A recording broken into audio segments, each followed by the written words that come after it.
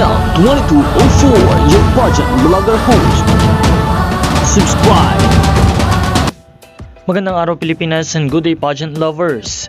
Welcome back to our channel, and today super exciting ang pag-uusapan natin dahil fresh na fresh ang mga bagong photos at ganap ng ating Miss Universe Philippines 2025 at Tisa Manalo nang siya ay maghurado sa Miss Zamboanga del Sur 2025. Ang presensya ni Tisa ay grabe at talaga namang stand out. Mula sa kanyang aura, postura at overall look, makikita natin na handang-handa na siya sa kanyang laban. At habang papalapit na ang Miss Universe 2025 competition, mas nakikita natin kung paano siya nagiging mas malakas, mas matatag at mas handang harapin ang international spotlight. Sa nasabing event, hindi lang si Atisa ang nagningning.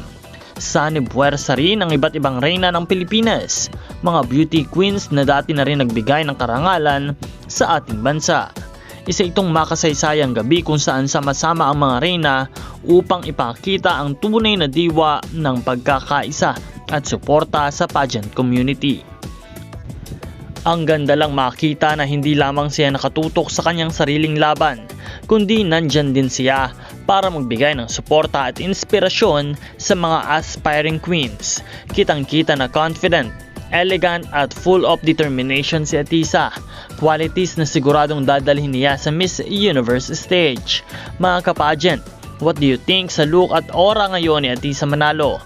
Ramdam nyo rin ba na papalapit na ang kanyang shining moment? I-comment nyo na ang inyong thoughts sa below at sabay-sabay nating suportahan ang ating Miss Universe Philippines 2025. Don't forget to like, share, and subscribe for more pageant updates. Until next time, this is Nel 2204, your pageant insider. Magkita po tayong muli sa susunod na video.